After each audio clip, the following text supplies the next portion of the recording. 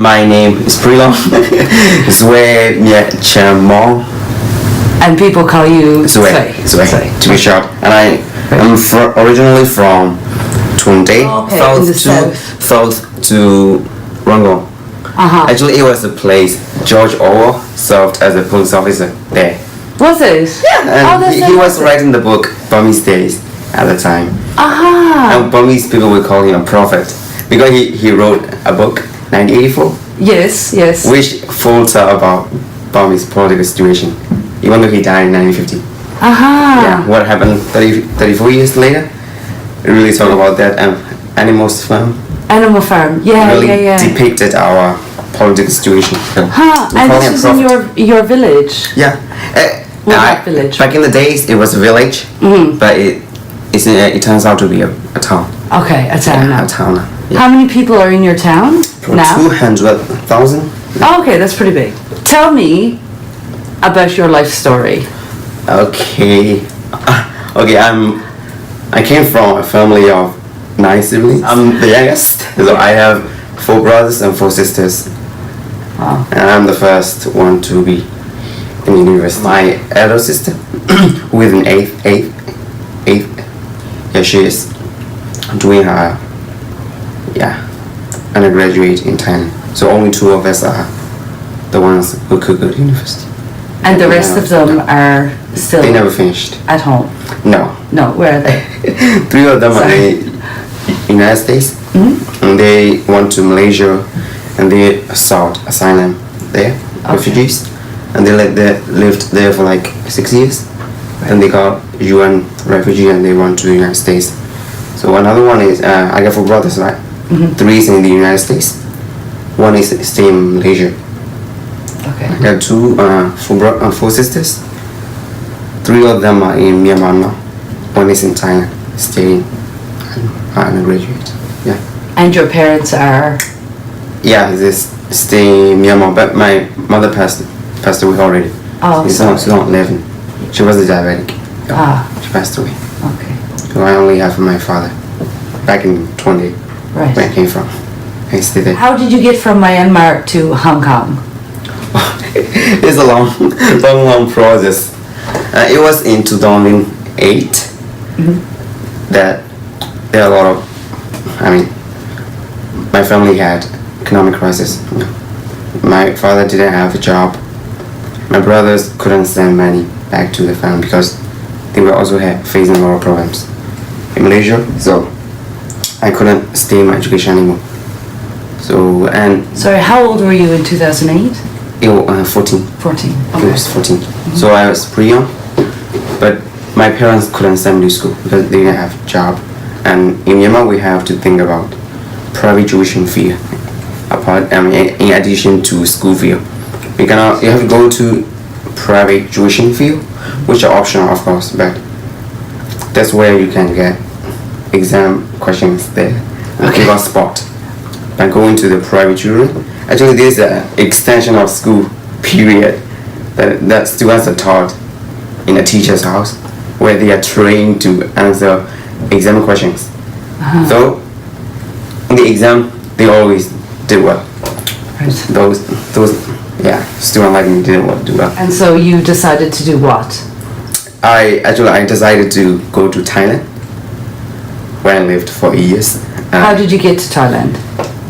I had a sister there who was teaching in a migrant school at the time, and she told me, why don't you come here? We have a boarding house where you could stay. So finally my parents, they had to send me because they couldn't support me with my studies. So in 2009. And you went by yourself? Yeah, sure. I just went on myself. How? Over by bus. By bus? By bus, and I crossed Thai Burma border with a boat, which was illegal. Okay. So by the time I arrived in Thailand, I was already an illegal migrant. In Thailand, we are different types of people. Those refugees, they are entitled to live in a camp. But for the economic immigrants, people who want to look for better jobs, they don't have a lot of rights like refugees do. But even refugees, they don't get a lot of rights. For them, they have to be confined in a camp. They cannot travel freely. For me, I was an illegal migrant, right? So I didn't have any legal documents. So I just lived in a boarding house. But you did go to school? Yeah, I did. It was a local, actually CBO, community-based organization, a school supported by other NGOs. So I went there, but the education credentials were not recognized by neither government, not Thai government, not Burmese government. It was not recognized. We're just going to school, but no government accepted. How did you start going to a proper school, or did you? I mean. Yeah, I would say my GED I had at that education, which was good standard, quality education. And I also, after 2 years of staying in a migrant school, I got a scholarship from my mother organization to go to Chiang Mai, yeah. And I did my GED there for 1.5 years. When did you finally get your GED? At 2012. What did you do in Thailand after you got your GED? Okay, right after I finished my GED, I decided to make a contribution to my community. So that's why I went back to my mother organization, and I worked there for 2 years, teaching as a teacher. And I taught math and English to grade 6 students. I had 2 years of teaching experience. Did you like it? Sure, I did. Yeah? Yeah, but I'm not very happy with my capability. It was a bit limited because I just finished my GED. So I always wanted to go to a university, study abroad. But it didn't happen till I got this scholarship. So how did you get the scholarship to come to Hong Kong? Wow, it was quite a long process because I applied for this university, the scholarship like 3 times, and I was rejected for 2 times. Really? The first 2 times, yeah. Wow. It was the years that I was teaching in my community, and after 2 years of teaching at my mother organization there for 2 years, and I did my tertiary education there. And yeah, I had to try really hard to stand out, because in order to get a scholarship, everything matters. You have to showcase your academic performance and your work experience, because we are getting a scholarship, right? You really have to show that you are someone worthy of it, at the same time someone who will make a contribution to the community you live in. So how long have you been here? Only 6 months. 6 months. And do you like it? Yeah, I enjoy it. Oh my god, the first days I arrived, I didn't enjoy a lot for the first 3 months. Really? I trying to fit into the new environment. I like the learning environment. I like classes, all thing, but I have trouble fitting into a new environment. But now, okay. You're on a student visa, right? Yeah. Because you're studying. How did you apply for a student visa in Thailand if you're illegal? Yeah. How does that happen? Actually, I have to go back to Myanmar. Okay. You have to be very careful because if you live in Thailand, you have to keep low profile. Make sure the government doesn't blacklist you. Yes. You cannot go to a media and tell the government is bad. You cannot do it. No. Because they will blacklist you once they do it. No. Because I went to Thailand, but I'm trying to keep low profile, and I'm trying to get involved in political dialogues, and I don't want to do it because just for my security. Right. That's why I could go back safely, because they don't know. But for those individuals, like politicians, they are exiled, so they live in exile. For them and their parents and their families, they are deprived of going outside the country. They are deprived of getting equal education.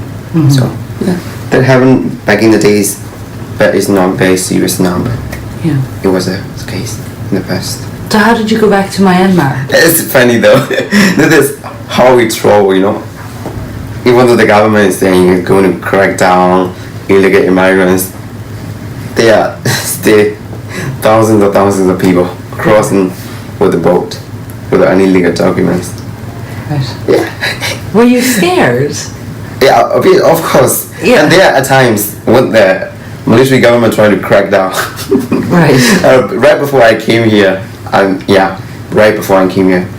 there was the government declared and the government declared national, I don't know, curfew. There was a curfew. Right. We're gonna go out, and they were raiding into some houses and finding out the immigrants and deporting back to Myanmar. People are really scared.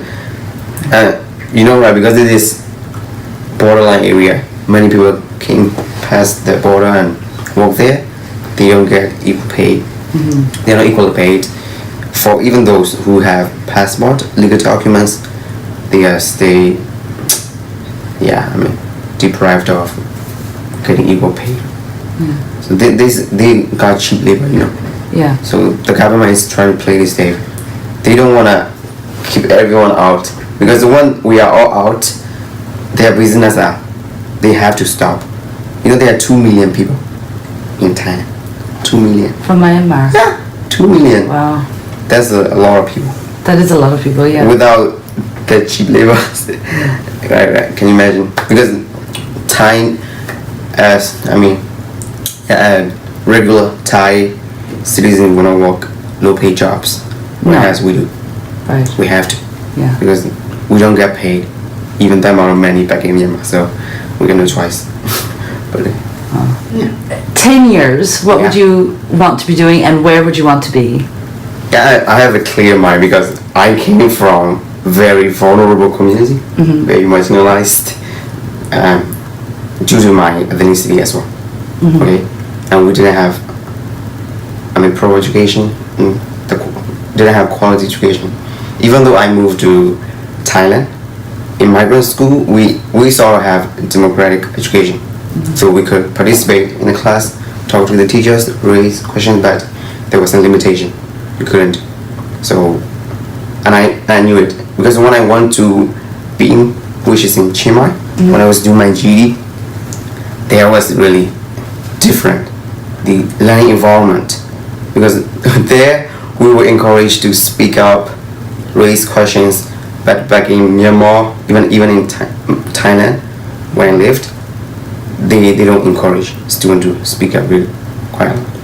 But when it was a transition, it was really hard for me to fit into a new environment.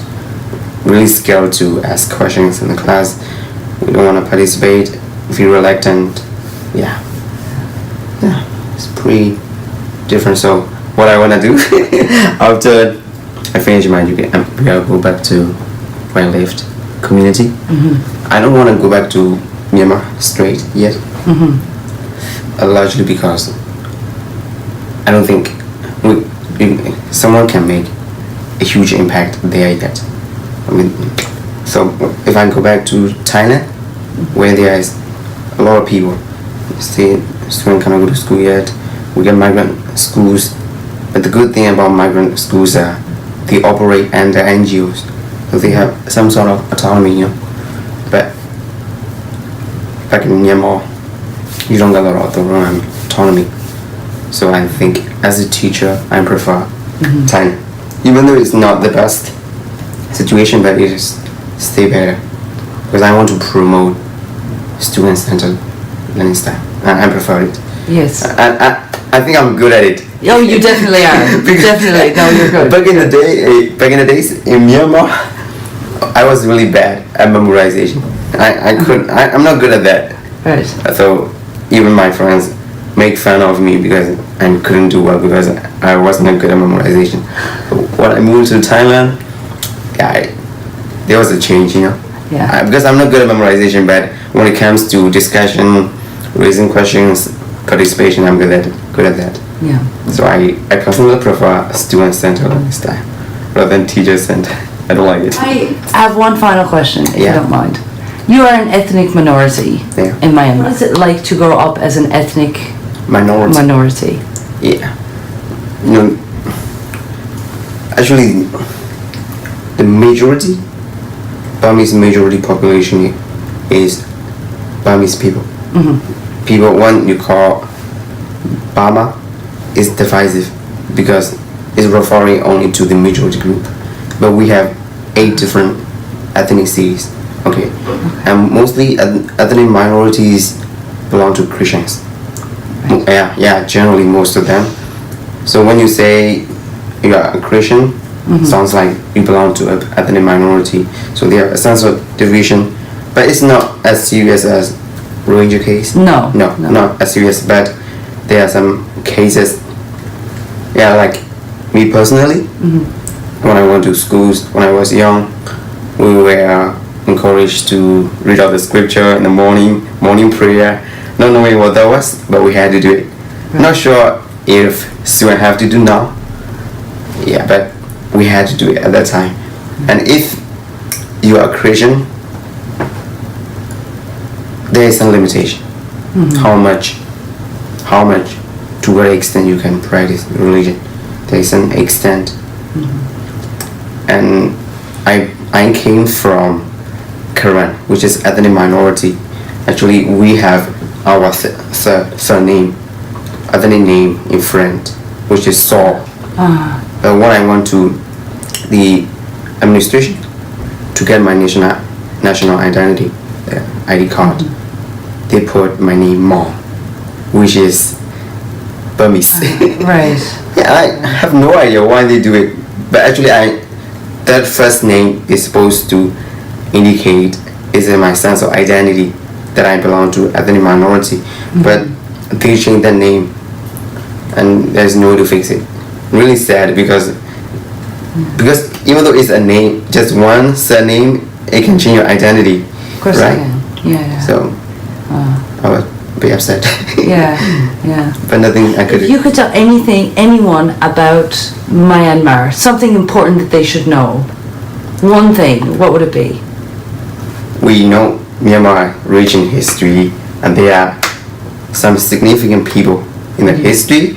I'm sure there will be some people. You know, Dept. I don't know. Dept is the 3rd Secretary of United Nations. He was a guy who mediated between U.S. government and Russian government during Missile crisis. He was the guy. All right. Because between Kennedy and there was a missile crisis in Cuba. Yes. And he was Secretary of United Nations, and he was there to mediate between 2 parties. And he is really renowned. His name Dept. He was the 3rd. So he's one. Yeah, we do have rich. I didn't know that. Yeah, people do know them. People who really shine in history, but they go unnoticed. Yeah. Yeah, pretty sad.